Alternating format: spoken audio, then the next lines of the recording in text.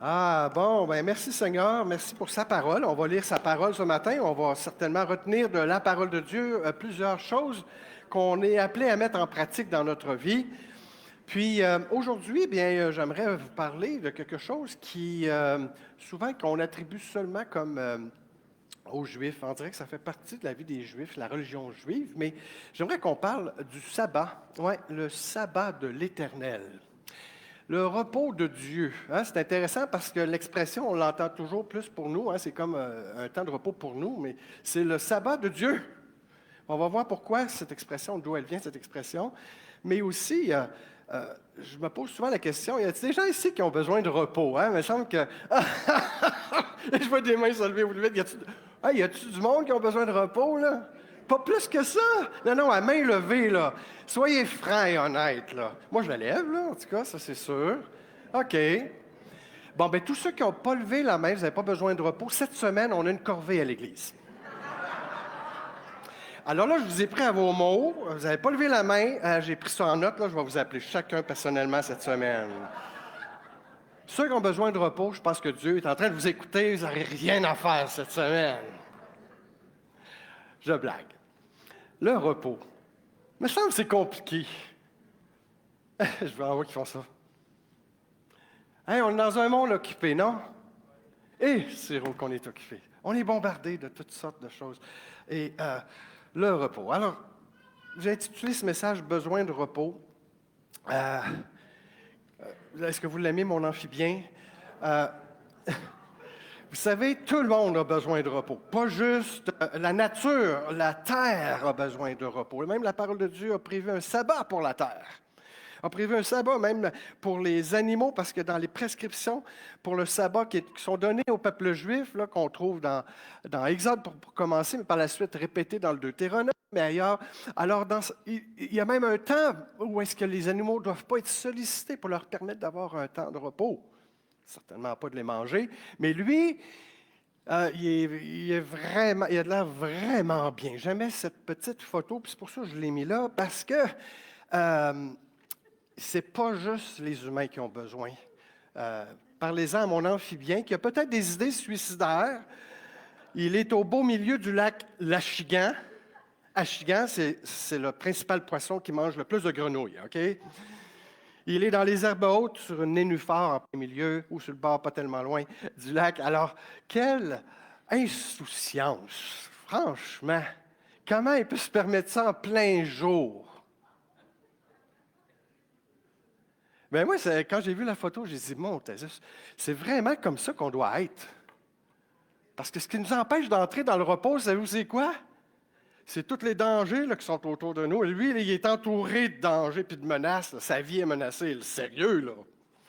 Mais non, il a besoin de repos. On a tous besoin de repos. Bon, mais je vais changer ma question. Y en a-tu qui seraient prêts à troquer une semaine de vacances, une semaine de travail, puis vous n'avez rien à payer pour une semaine de vacances?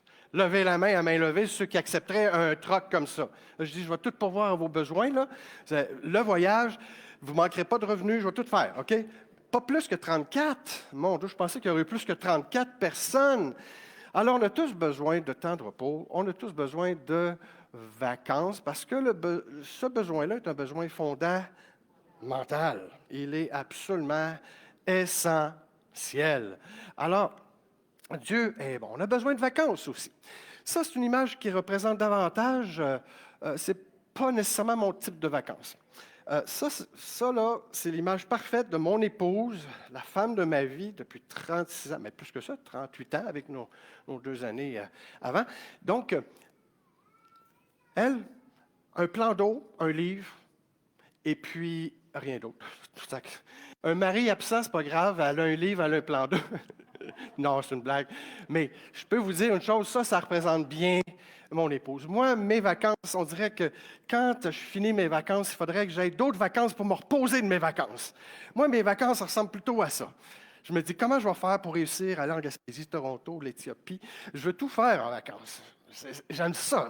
Et là, je reviens, j'ai un paquet d'histoires à raconter, mais je suis comme ça. Ça fait partie de moi. On est tous différents les uns des autres. Mais moi, en tant que Extraverti, ça ressemble pas mal à ça, là, tu sais. Puis c'est une discipline de me dire, il ne faut pas que j'en prenne trop. Puis ce que je n'ai pas réussi à faire dans la maison, mettons, pendant l'année, ben je ne peux pas tout faire pendant mes vacances. Parce que on a besoin de s'arrêter. C'est compliqué pour un extraverti de s'arrêter. Ah, mais ça peut être compliqué aussi pour les introvertis. Mais les vacances, ça se prend, on les prend, mais on revient souvent fatigué. On remplit notre agenda de choses à faire. Notre agenda se remplit non pas en fonction des valeurs qu'on a, mais en fonction des choses que l'on trouve à faire ou que l'on a à faire. Parmi ça, il y a des besoins essentiels, mais parmi ça, il y a aussi du superflu, des choses qu'on fait qui nous font du bien, mais qui ne sont pas nécessairement essentielles. Puis il y a du superflu. Et puis, après ça, il y a ce qu'on laisse entrer dans notre vie qui ne devrait pas être là. Et là, je ne suis pas en train de parler des choses, par exemple, de péché ou d'immoralité. Là. Je suis en train de parler de... On peut donner un pouvoir, par exemple, à notre travail. Et le travail devient une emprise dans notre vie, de sorte que finalement, même en congé, je suis à la maison, mais là, qu'est-ce qui se passe? Je travaille. Puis avec le télétravail aujourd'hui, bien, le travail s'invite aussi à la maison. Donc, je peux travailler à la maison. Je peux être là avec mes enfants, je peux être là avec ma femme. On peut même manger au souper, mais pas être là ici, pas être en repos. Et ce matin, c'est de ce repos-là que je veux vous parler. C'est ce repos-là que le Seigneur veut prévoir pour vous. Et j'espère pouvoir bien vous communiquer. La vie quotidienne, elle est tellement remplie. Euh, il y a comme un rythme effréné de notre société qui s'invite, pour ne pas dire s'impose dans nos vies personnelles. Ça vous arrive-tu des fois de vous dire, ah, mais il me semble que ça me prendrait, il faudrait que les journées aient 30 heures plutôt que 24. Y en a-tu que ça leur arrive? Mais je manque de temps. Ça nous arrive. Mais vous savez quoi? Si la journée avait 30 heures, vous savez quoi ce qui se passerait? Vous arriviez à la même conclusion. Ça ne changerait rien. C'est fou. C'est nous qui devons changer notre perspective. C'est nous qui devons s'arrêter et dire, hey, il y a un verset qui dit, arrêtez et sachez ou reconnaissez que je suis l'Éternel. Arrêtez et reconnaissez que je suis l'Éternel. C'est comme si un temps d'arrêt, ça nous oblige à penser, à réfléchir, à jouir aussi, à jouir du moment présent sans penser. Alors, on va regarder toutes sortes de choses aujourd'hui. J'ai un seul point. J'avais tellement de choses que j'aimerais vous communiquer, je ne pourrais pas le faire. Même dans un seul point, il y a tellement de points dans ce point-là. Je vais essayer de passer au travers et de nous amener simplement à la table du Seigneur comme un moment de sabbat, un moment où on pense à rien d'autre là, hein, que le Seigneur, notre relation avec lui, notre relation avec les uns les autres. Parce que c'est tout ce qui compte. Hein? Ce qu'on va emmener dans le ciel, là, savez-vous c'est quoi, là? Hein? On va y aller, là, nous, on va y aller.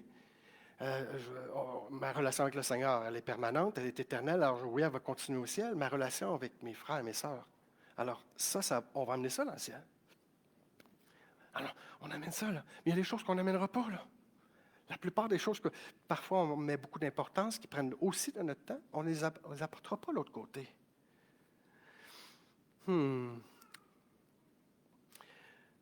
C'est tellement facile de se laisser voler aussi. J'aimerais souligner, je ne vais pas en parler maintenant, mais le rôle de l'ennemi là-dedans aussi, qui peut insidieusement, dans le combat spirituel, nous arracher aux véritables enjeux pour lesquels nous sommes ici et dans lesquels on peut parfois se laisser prendre.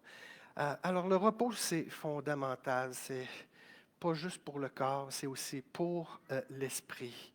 C'est vraiment important de décrocher. Ceux qui avaient reçu le bulletin, alors j'avais mis cette petite image, car celui qui entre dans le repos de Dieu se repose aussi de ses œuvres, comme Dieu se repose des siennes. Alors, c'est le souhait que j'ai pour vous en ce début d'année 2025.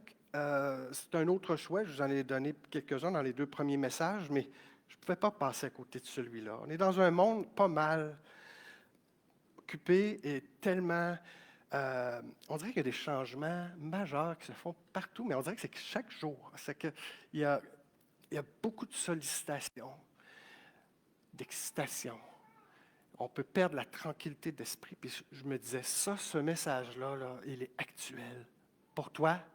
Il est actuel pour moi, pour nous, encore aujourd'hui. Et pas plus tard que ce matin, hier en fait, Paul Arcand, le journaliste Paul Arcand, a publié un reportage dans la presse.ca qui disait « J'ai un message pour les parents concernant les réseaux sociaux et la consommation Internet. » Savez-vous, c'est quoi qu'on répète tout le temps? Bien, faites attention, vos enfants ne consomment pas trop, qu'ils ne soient pas toujours devant les écrans, tout ça. Mais il dit aujourd'hui, ce n'est pas ça que je veux dire dans ma chronique. C'est à vous que je parle, les parents.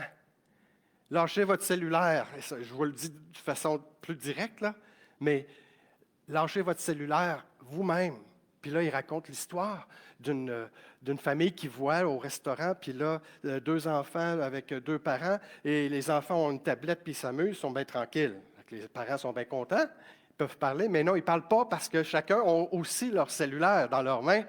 Puis là, ils sont là à regarder. Puis là, ils interagissent. Puis là, ils regardent ça. Puis là, ils se montrent des choses qu'ils trouvent probablement, on appelle ça des mèmes ou des mimes, des reels, des petits clips vidéo très rapides. Puis là, on trouve ça drôle.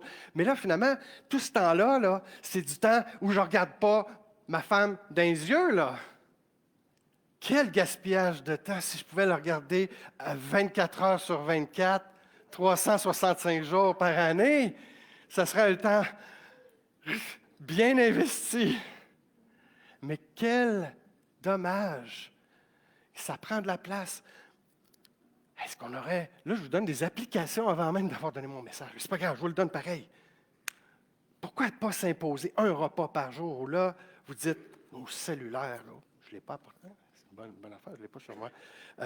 On met ça dans un panier, et on ne touche pas à ça pendant le repas.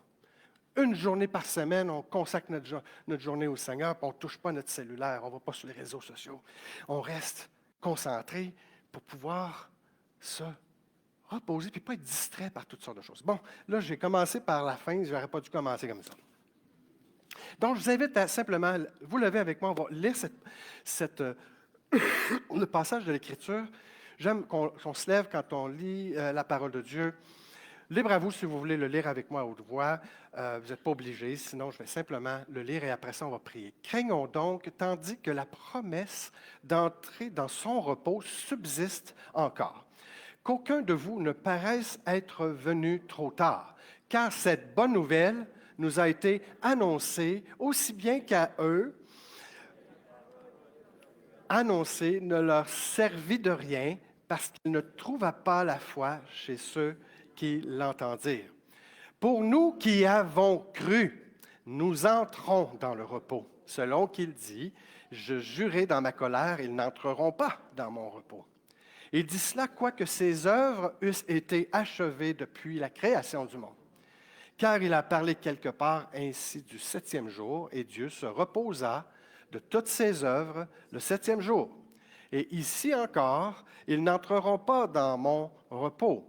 Or, puisqu'il est encore réservé à quelques-uns d'y entrer, et que ceux à qui d'abord la promesse a été faite n'y sont pas entrés à cause de leur désobéissance, Dieu fixe de nouveau un jour, aujourd'hui, en disant dans David, si longtemps après, comme il est dit plus haut, aujourd'hui, si vous entendez sa voix, n'endurcissez pas votre cœur.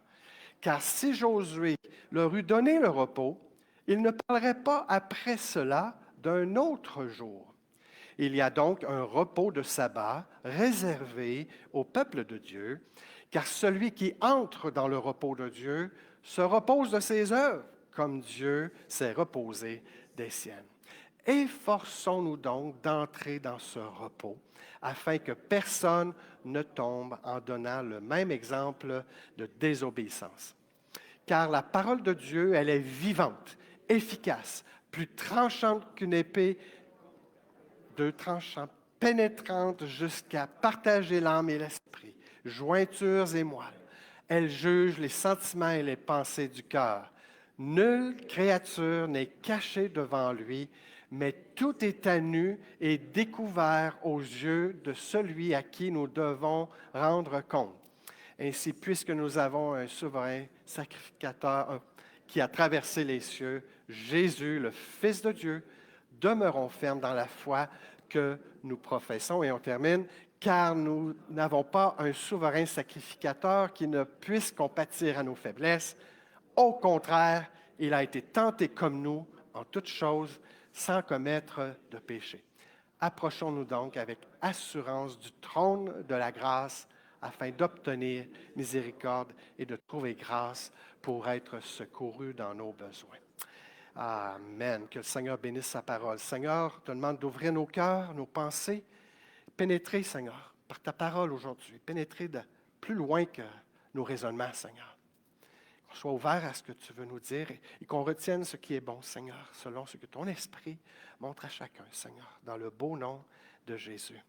Amen et Amen. Rapidement, le contexte de ce passage est précédé, les trois premiers chapitres. En fait, le chapitre 1 est une démonstration de la supériorité de Jésus par rapport aux anges.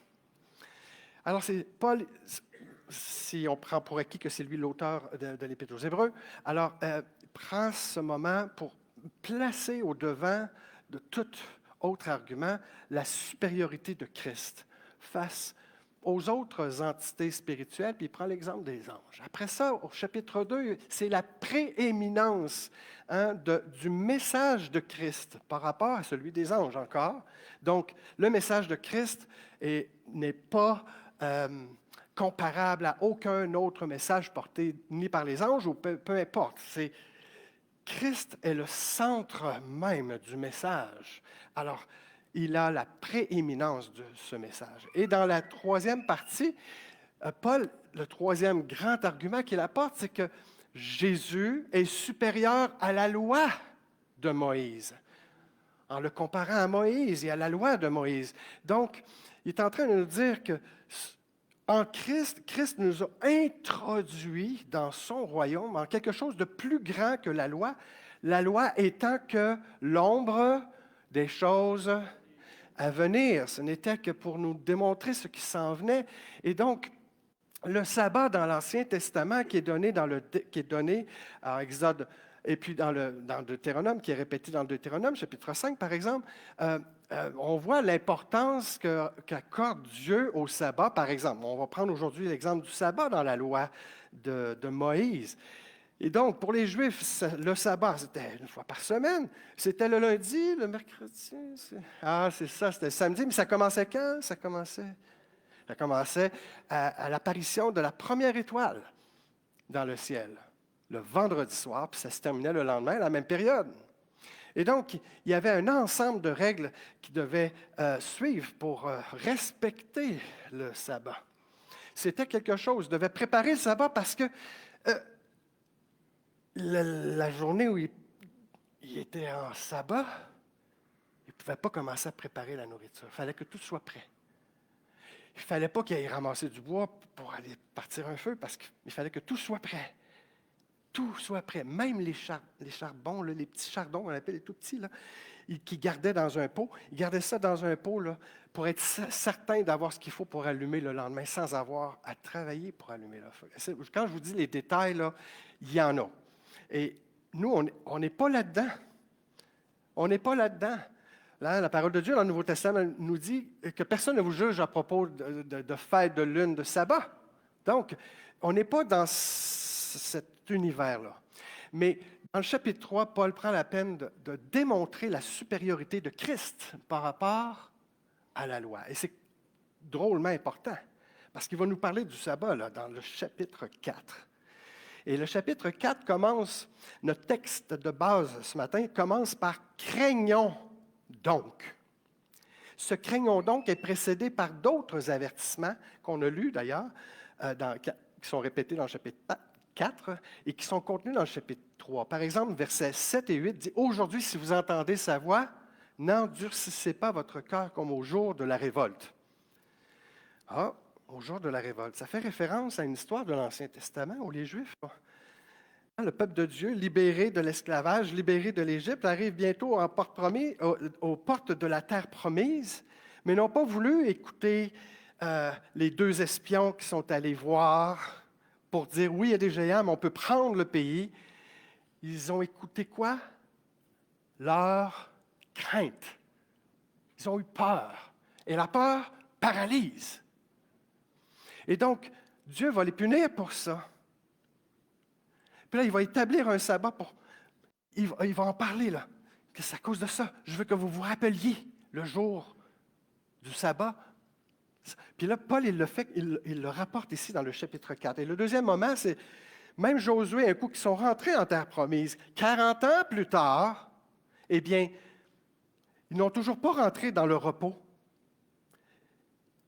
à cause de l'incrédulité.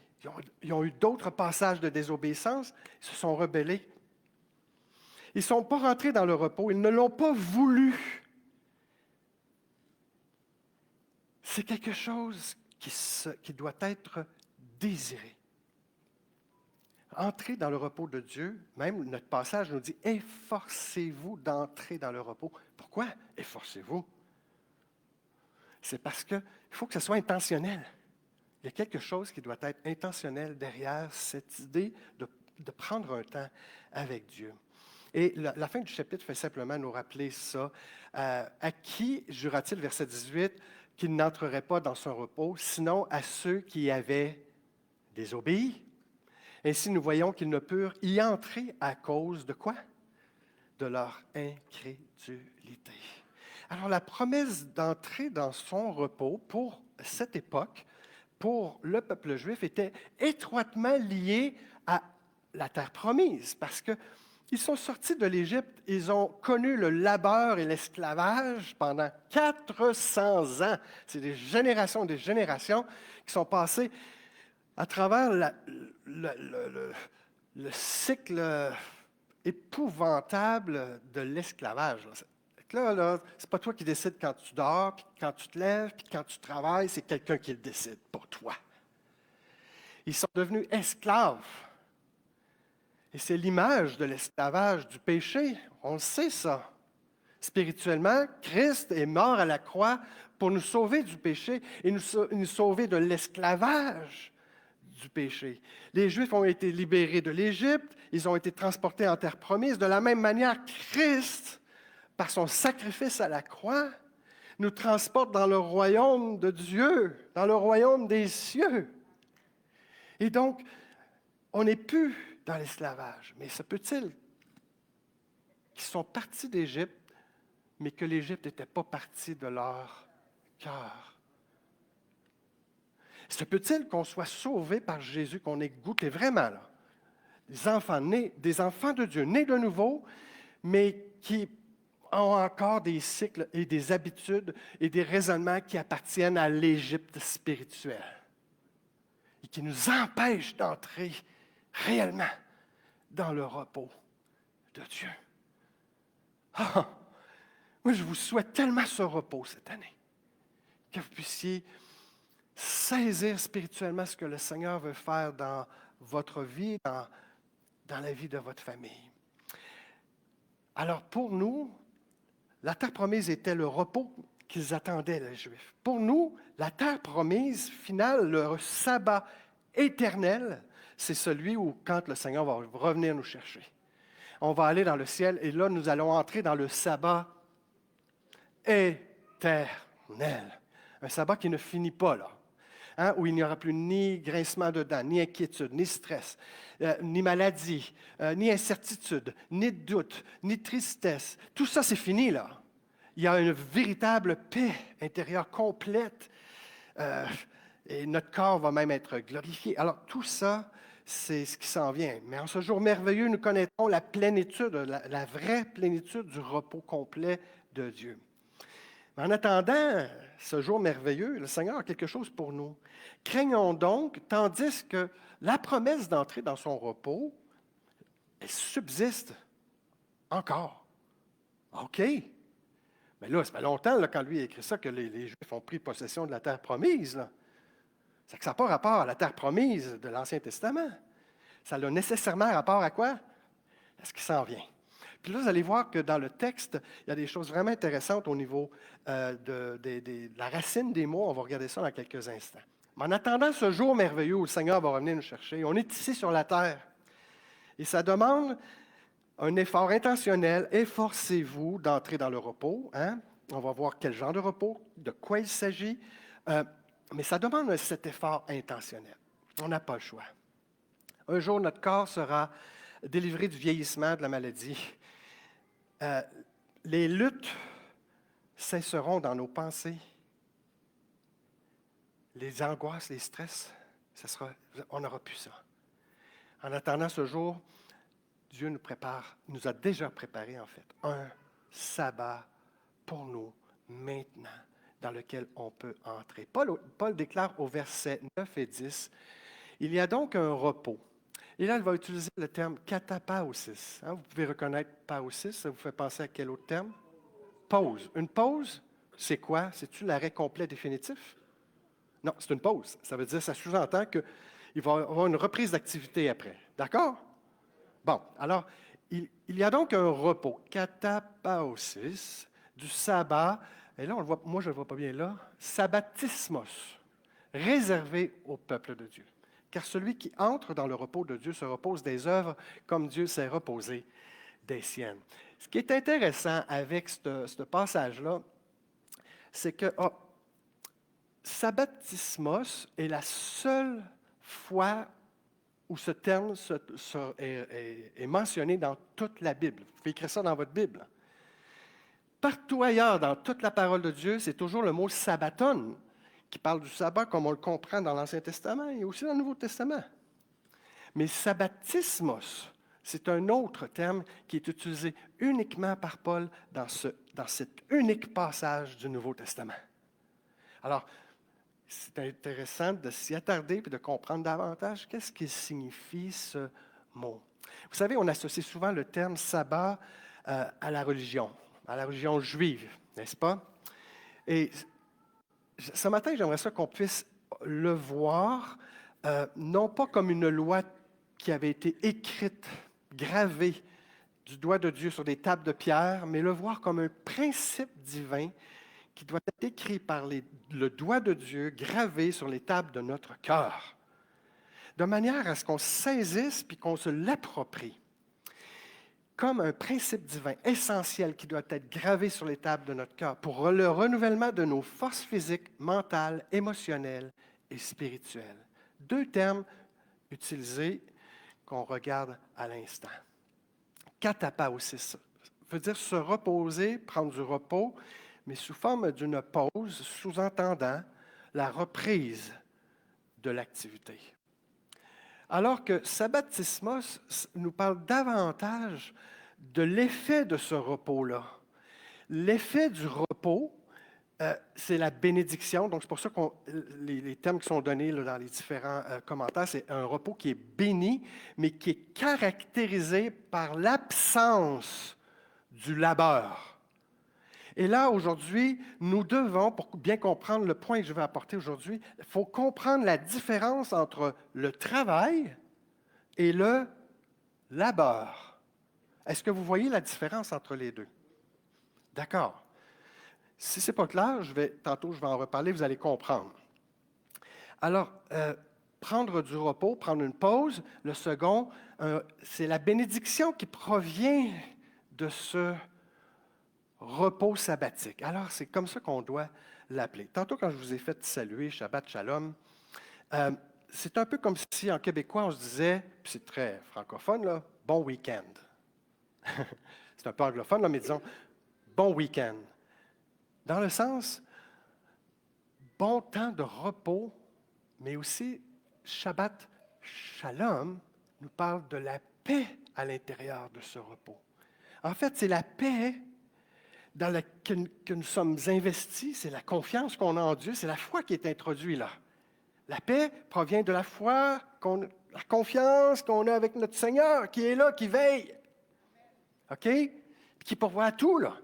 Alors, cette paix-là m'introduit dans un temps où l'absence du labeur est caractérisée. Je n'ai pas besoin de travailler pour avoir quelque chose.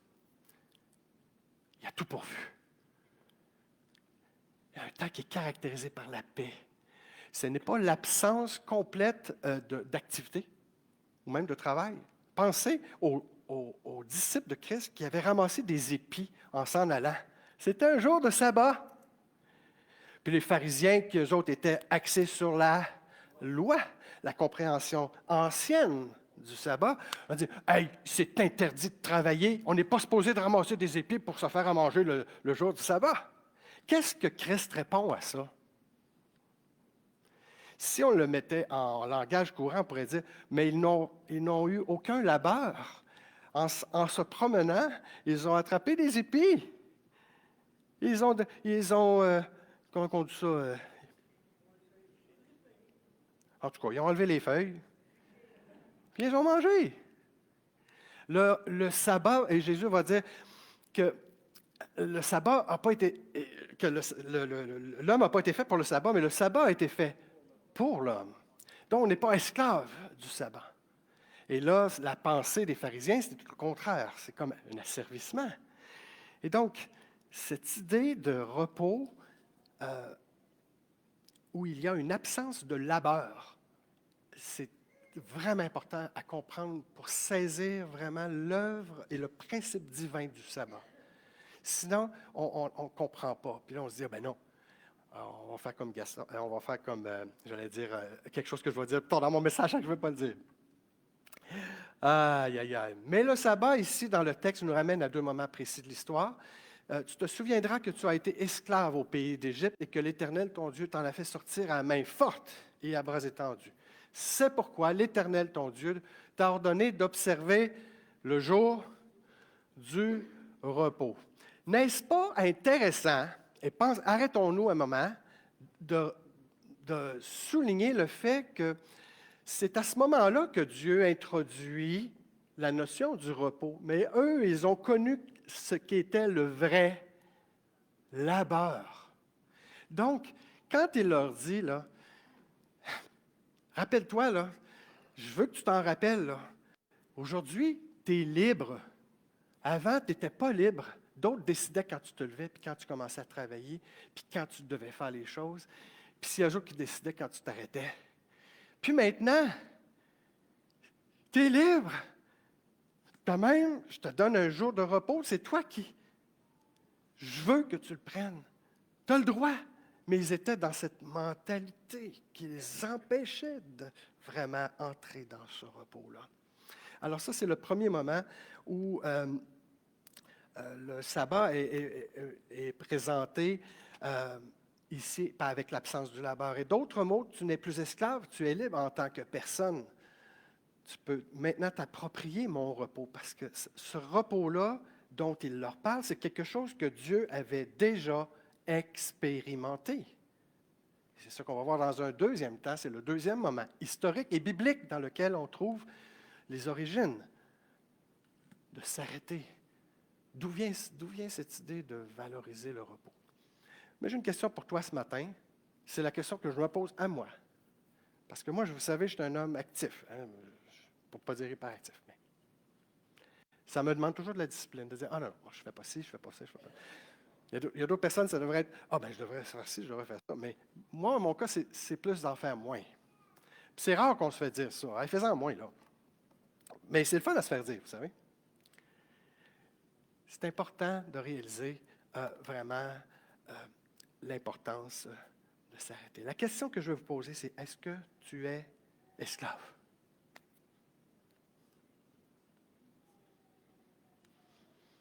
Esclave du travail.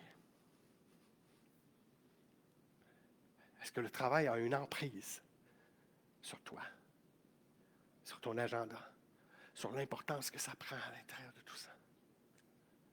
Parce que le travail, c'est quelque chose de bon, on va le voir dans un instant.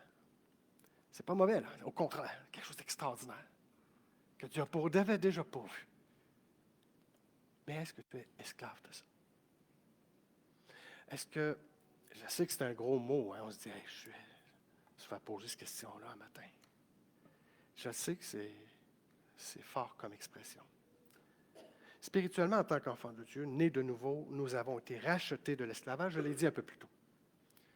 Alors, on est sorti de l'Égypte spirituelle, mais la question, c'est est-ce que l'Égypte est sortie de moi?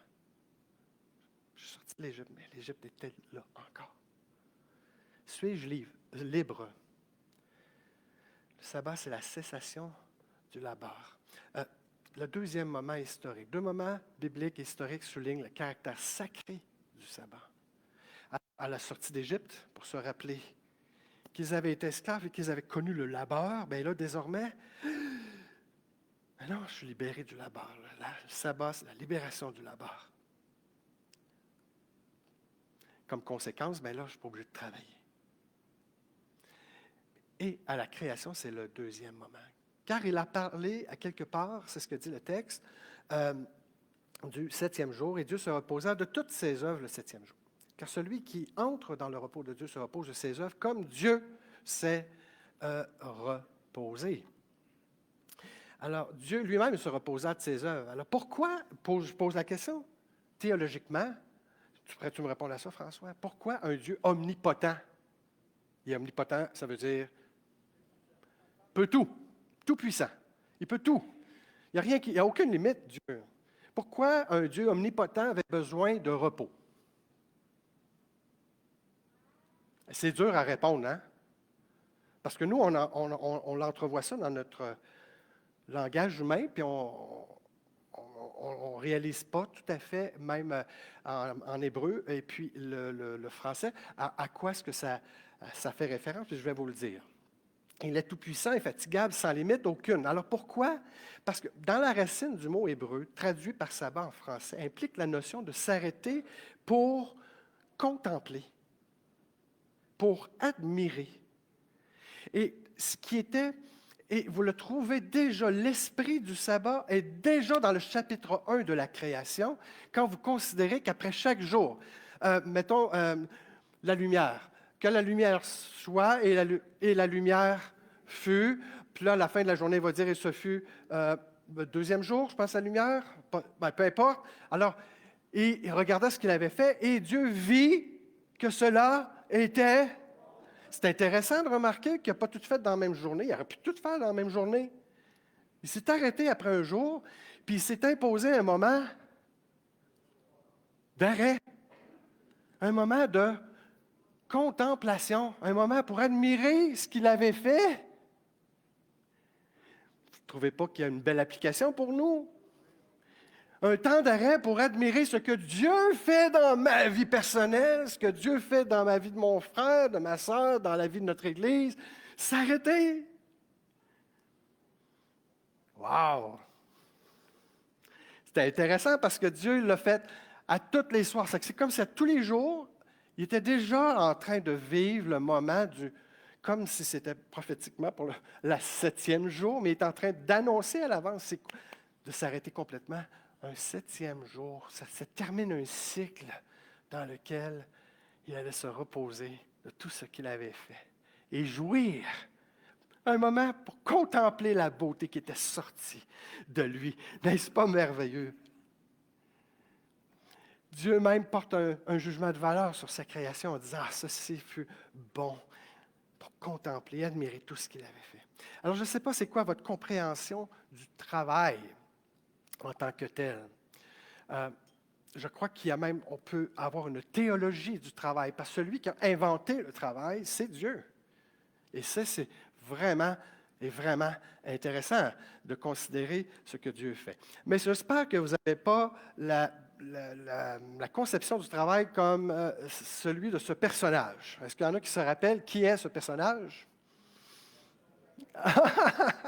Les plus vieux vont le dire. Moi, ça fait partie des bandes dessinées que j'ai lues quand j'étais jeune.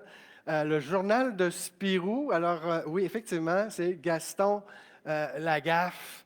Et Gaston Lagaffe, ben, comme le nom le dit, il faisait beaucoup de gaffes. Oui, ça fait partie des traits de caractère de son personnage. Créé par un Monsieur André Franquin, en 1957. Donc, c'est un vieux personnage de bande dessinée. Pardon. Euh, Dans le fond, il est le héros de l'anti-travail. Dans tout, là, on revoyait régulièrement des phrases clés de ce type-là. Lorsqu'il me prend une envie folle de travailler, bof, je m'écrase dans un coin et j'attends que ça passe. Alors, il ne s'agit pas, là, quand on parle du travail, on n'est pas en train de se dire le travail, que le sabbat, c'est la cessation du travail, c'est la cessation du labeur dans le travail ou du fardeau de pourvoir à nos besoins. Parce que Dieu il dit qu'il va pourvoir à tes besoins.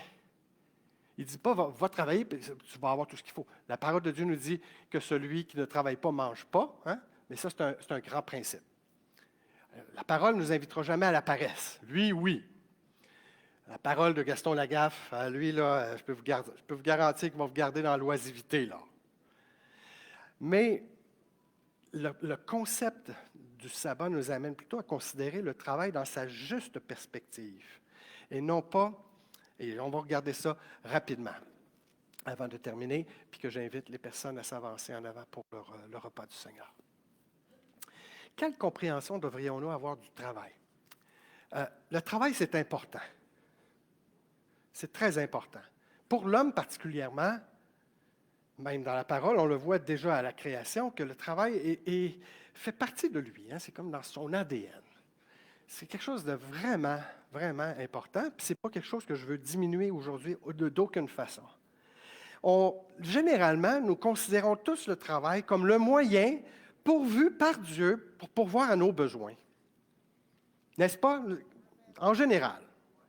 Puis c'est vrai, il y a une part de vérité à l'intérieur de cela. Mais il y a une part de mensonge à l'intérieur de cela aussi. Puis je vous explique pourquoi.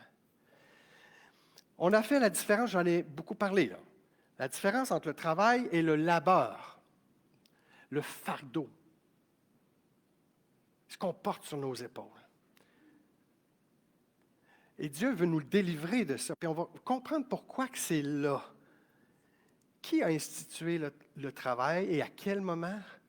Et là, on va retourner à la création. Je m'excuse pour l'image. Là, c'est l'image du Jardin d'Éden, là, pas quelque chose de plus... En tout cas, ça fait... Bon, je ne le dirai pas.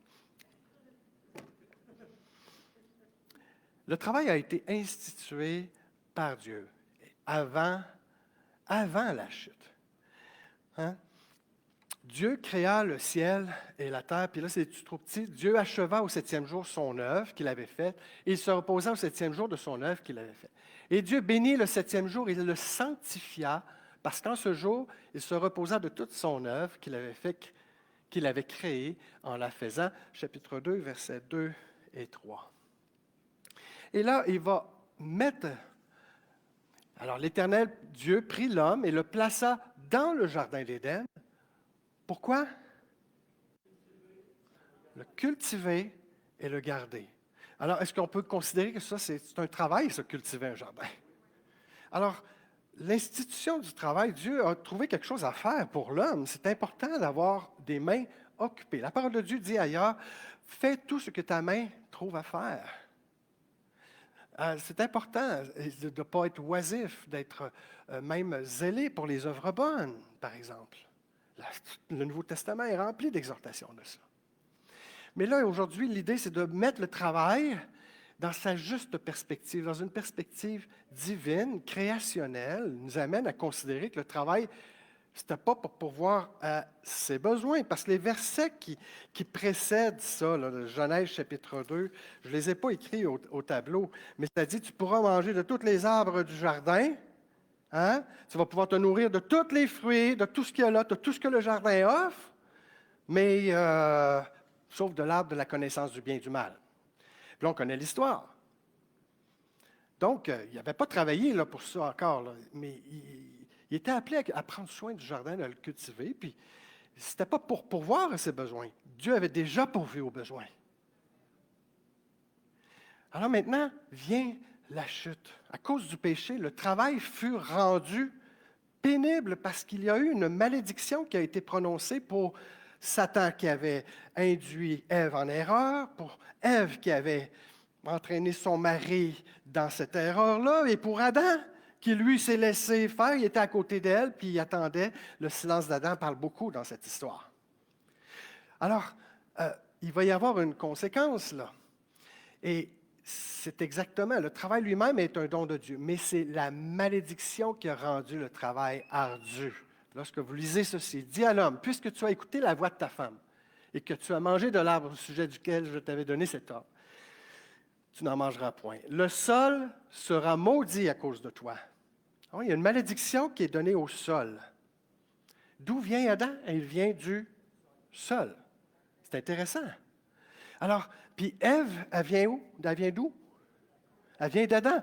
D'où vient, et la malédiction qui a été prononcée sur elle, c'était quoi?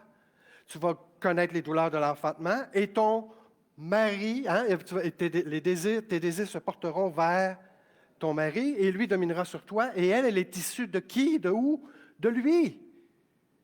Alors, c'est comme si la malédiction qui est donnée nous ramène d'où on vient. C'est quelque chose de très profond ici, théologiquement.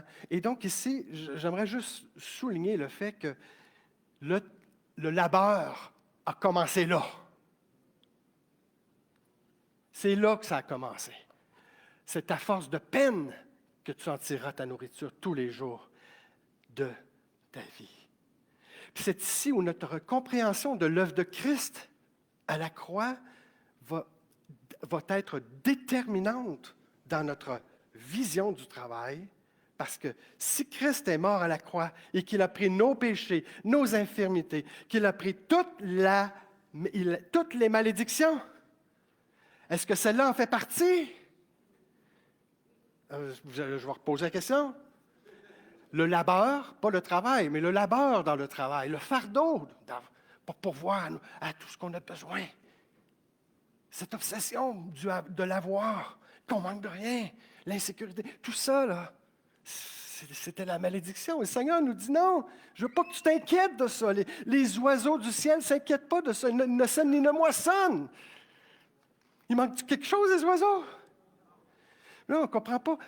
Pour bien comprendre cette parole de Jésus, on doit vraiment saisir qu'en Christ, toutes les malédictions ont été englobées. Étant lui-même, Christ nous a rachetés de la malédiction de la loi, étant devenu malédiction pour nous. Il a lui-même pris tout ça pour le clouer à la croix. Et donc maintenant, quand je travaille, quand je m'en vais travailler, quand je vais pour travailler le matin, je ne pars pas avec la peur, je ne pars pas avec l'idée que je vais travailler parce que je vais aller pourvoir aux besoins de ma famille. Merci Seigneur que Dieu se sert de toi pour pourvoir aux besoins de ta famille. Mais c'est Dieu qui va te donner la santé, finalement, qui va te donner la force, qui va te donner les capacités de faire certaines choses. Alors, on est délivré, on est libre. Es-tu libre ce matin ou bien es-tu esclave de cet activisme, de cette hyperactivité? Aïe, aïe, aïe, Seigneur, délivre-nous pour qu'on puisse réussir vraiment à se reposer en toi. De sorte que le sabbat, ce n'est pas un seul jour par semaine. La logique, c'est que le sabbat, c'est tous les jours. Dans le Nouveau Testament. Et ça suit une logique très, très, très... si je donne l'exemple de la dîme, dans l'Ancien Testament, il y avait l'obligation de donner la dîme de tout leur revenu, la prémisse et tout ça. Et là, donc, dans le Nouveau Testament, Jésus va dire quoi? Personne ne peut être mon disciple s'il ne renonce à... À quoi? Ah non, il y a une phrase avant ça. À tout ce qu'il possède. Alors, voyez-vous la différence, là? C'est que, mais le Seigneur ne te demande pas de tout donner, là. Mais le principe est là. Le saisissez-vous? Dans l'Ancien Testament, c'était peut-être juste 10 %. Le principe dans le Nouveau Testament, c'est la liberté. C'est de donner sans tristesse ni contrainte, avec joie, selon ce que le Seigneur vous a remonté. Il ne donne pas de pourcentage. Ce n'est pas ça l'idée, là. C'est de suivre un principe de générosité et d'équité. C'est ce que je l'ai déjà expliqué il n'y a pas si longtemps. Donc, je ne reviendrai pas sur ce sujet. C'était juste un exemple. Alors, il y a partiellement des choses demandées dans l'Ancien Testament qui deviennent un tout dans le Nouveau Testament. Nous avons tout pleinement en lui. Ce qu'il veut, ce n'est pas seulement un petit 5 minutes par jour. Il te veut 24 heures sur 24 en communion avec lui. Dans le repos, au travail, dans le repos, au souper, dans le repos, dans la préparation du souper. C'est toi qui prépares le repas ce soir, Juan? Oui, c'est une bonne nouvelle. Ce que je veux dire, c'est qu'on peut rester vraiment dans le repos de Dieu et de remettre la perspective du travail vraiment à sa place. Alors ça, c'est simplement pour un verset que j'ai cité, ne vous inquiétez. Donc, point, ne dites pas que mangerons-nous, que boirons-nous. C'est Jésus qui dit ça. Puis à la fin, il dit, cherchez premièrement le royaume de Dieu et la justice, et sa justice. Et toutes ces choses vous seront données par-dessus. On n'a pas besoin de s'en inquiéter. Dieu a déjà prévu. Alors, quand je vais travailler, je remets la place du travail à sa place dans mon cœur. Puis, comme Paul aux Colossiens dit, que tout ce que vous faites, faites-le comme pour le Seigneur. Bien, je vais travailler.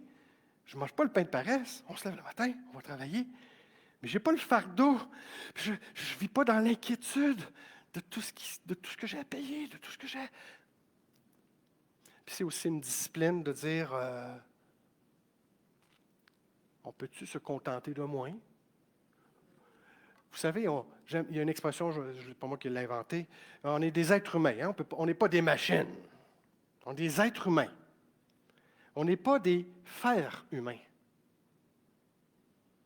Des êtres humains. Puis Dieu se rappelle qu'on est fait de poussière. Puis il a pourvu pour ça un temps pour s'arrêter, un temps pour se reposer, un temps pour faire moins, un temps pour ralentir, un temps pour se soustraire aux distractions. Dans une société où les divertissements est une idolâtrie. Il faut le reconnaître. Dans nos temps d'intercession, dans les 3 derniers dimanches, j'invite l'équipe à s'avancer, l'équipe de louange, et puis commencer à préparer le repas. Un des éléments qui est ressorti, on a demandé pardon au Seigneur au nom du peuple de Dieu.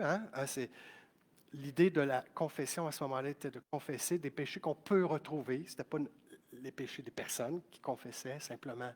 Seigneur, on te demande pardon au nom du peuple de Dieu pour l'orgueil, l'égoïsme, l'arrogance, l'égocentrisme. Mais on a demandé pardon au Seigneur pour l'idolâtrie, d'être trop centré sur nous-mêmes, d'être trop centré sur toutes sortes de choses, autres que lui. Le sabbat, c'est efforcez-vous d'entrer dans ce repos. Nous amène vraiment à lui. Donc, juste quelque chose. Suis-je esclave du travail? C'est une question que je pose, que vous devez vous poser vous-même. Ça prend-tu trop de place dans ma vie, ça? Quand je suis à la maison, est-ce que je suis encore au travail dans ma tête? Est-ce que je suis capable de fermer les valves d'information qui me permettraient d'avoir du temps de qualité avec mes enfants? Avoir du temps de qualité avec mon épouse? Libre ou esclave? J'ai des choses. Suis-je dans l'hyper-activité? Le sabbat, ça nous permet de s'arrêter. Chez les Juifs, parmi les 39 prescriptions, il y a l'idée de ne pas aborder des sujets qui ôtent la paix, qui brisent la paix. Alors, ils s'invitaient les uns les autres, mais ils n'avaient pas le droit de commencer à apporter des sujets de controverse, des sujets de... Non, ils étaient centrés sur Dieu, ce que Dieu fait. Ça nous permet d'arrêter, c'est ça, de reconnaître. OK, c'est ça que je l'ai assez dit, mais donne des exemples. Ma gestion du temps me permet-elle de prendre du repos physique suffisant, du repos mental, repos spirituel? Mon temps de sommeil est-il suffisant? Moi, je réponds non. Humblement, je demande pardon au Seigneur. Je dois m'arrêter. Je dois fermer les courriels plus tôt. Je dois accepter le rythme de Dieu dans ma vie. Son rythme, pas le mien. mon temps de sommeil est bon, mon temps de cellulaire m'empêche-t-il d'avoir des conversations sans distraction?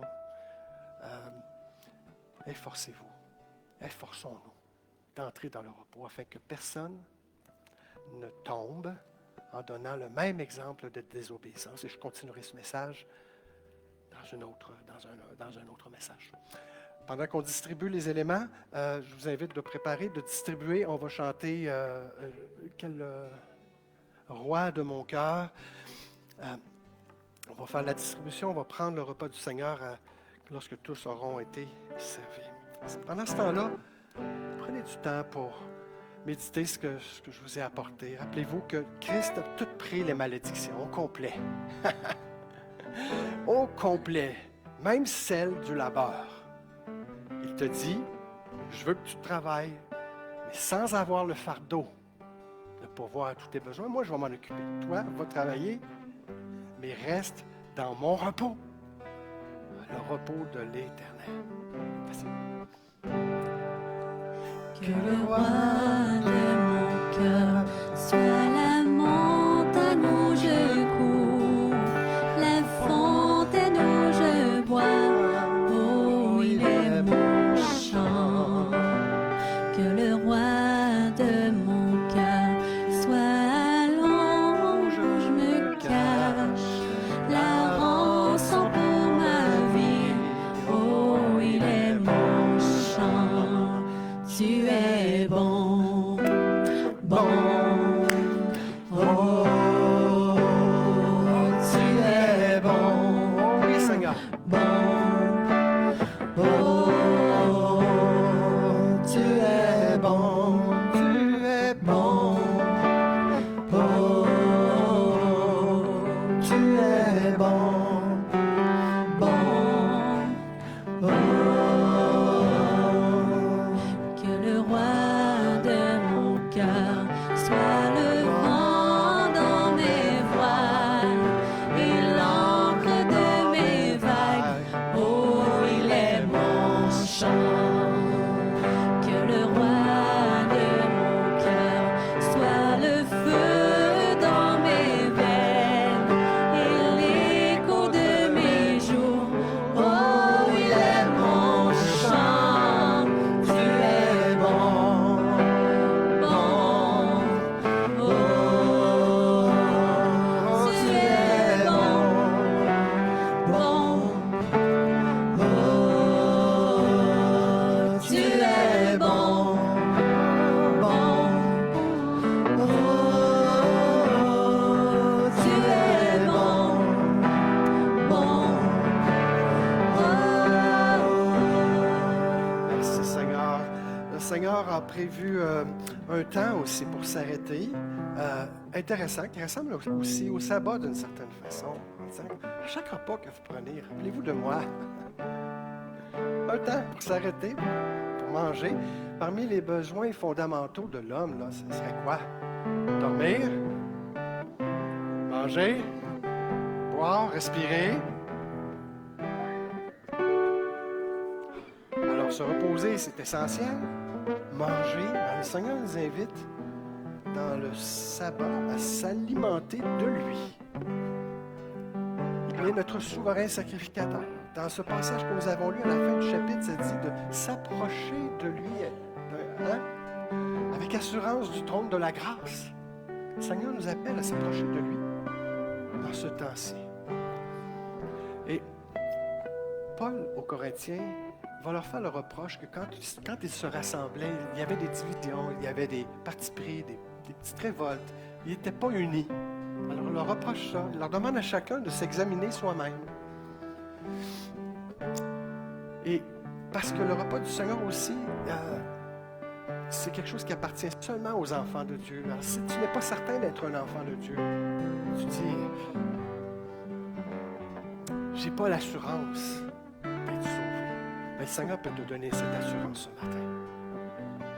Puis pendant qu'on distribue, là, je pense que tout le monde a reçu, avant qu'on prenne le repas, j'aimerais vous donner l'occasion de dire, oui Seigneur, moi je veux entrer dans le sabbat de l'Éternel, le sabbatisme qui s'en vient, là, celui qui nous introduit dans le royaume des cieux, là, qui nous attend, notre terre promise. Je ne veux pas manquer ça. Tu ne veux pas manquer ça? Il faut absolument que tu aies fait cette décision dans ton cœur. Je ne parle pas de faire juste la prière, que ce soit une décision intérieure, de dire, Seigneur, je te demande pardon pour mes fautes et mes péchés. Je te reconnais comme le seul chemin qui m'amène au Père, qui me délivre. Il y a seulement toi qui es mort pour moi, qui s'est substitué à moi. Ton corps brisé, ton sang qui a été versé pour moi et qui me justifie de tout péché. Merci pour ton pardon. Je reçois ton pardon. Pardonne-moi mes fautes et mes péchés, mes erreurs. Et je reçois ton pardon. Ça, c'est cette prière que vous pouvez faire et dire, Seigneur, oui, je veux faire cette prière. Pendant que les yeux sont fermés, y a-t-il des gens qui ont fait cette prière et qui aimeraient être sûrs avant le retour du Seigneur? Merci. Qui veut être sûr, qui n'est pas certain d'être né de nouveau. Pendant que les yeux sont fermés, ça ne regarde pas votre voisin. Chacun est devant le Seigneur personnellement. S'il y a quelqu'un qui veut faire un signe de même pour me dire, on pourra prendre un temps après, mais je peux te conduire dans cette prière. Seigneur Dieu, je te demande pardon pour mes fautes et mes péchés, mes erreurs, mes faiblesses. Je reconnais que je suis un pécheur et que tout pécheur est condamné à la perdition éternelle. Mais toi, tu es venu par ton sang versé, ton corps brisé, pour me sauver. Personnellement, je t'accepte comme mon sauveur et mon Seigneur personnel. Sois le maître de ma vie, dans le nom précieux de Jésus. Amen. Si vous avez fait cette prière, sincèrement, vous êtes apte à prendre le repas du Seigneur. Peut-être que vous avez déjà fait cette décision dans le passé. Je vous invite simplement à vous lever avec moi. Pendant qu'ils étaient dans le dernier repas, Jésus a pris du pain et a brisé le pain pour représenter son corps brisé pour nous. Et après le repas, il a pris la coupe en disant, cette coupe représente la nouvelle alliance en mon sang. Le vin représente le sang de Christ. Alors nous devons discerner, le corps et le sang de Christ dans ces éléments au moment où nous le prenons. Alors que les enfants arrivent avec les moniteurs, je vous invite à prendre ce pain, brisez-le, si vous avez vos deux mains, brisez-le pour représenter vraiment la brisure de Christ à la croix, comment il a souffert pour nous. Et prenons ce pain avec reconnaissance. Merci Jésus. Merci Seigneur.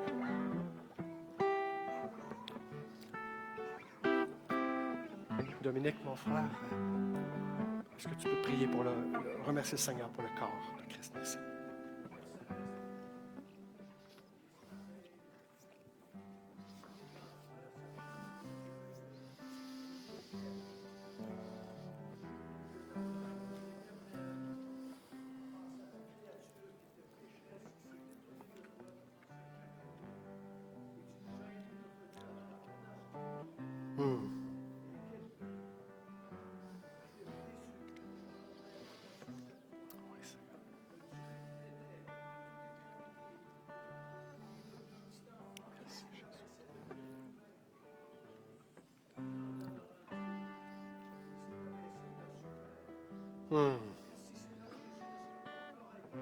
Amen.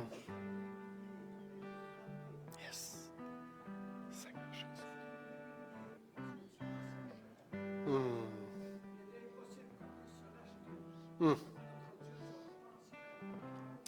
Amen.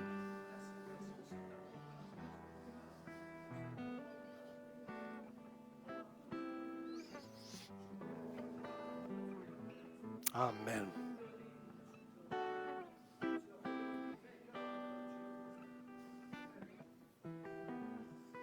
Gloire à ton Seigneur, Seigneur.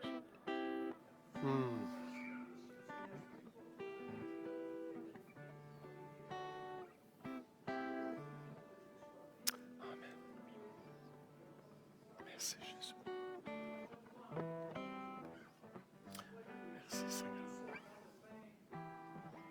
Merci, Jésus. Amen. Amen. Merci. Est-ce que je peux demander à Marcel de prier fort pour remercier le Seigneur pour le sang versé?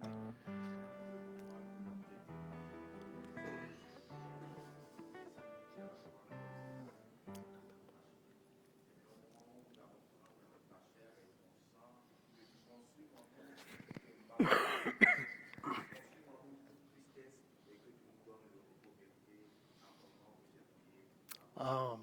Amen. Amen. Alors tous d'un commun accord, levons notre verre vers le Seigneur. Dis merci Seigneur. Merci pour ton sang versé. Prenons-le avec reconnaissance.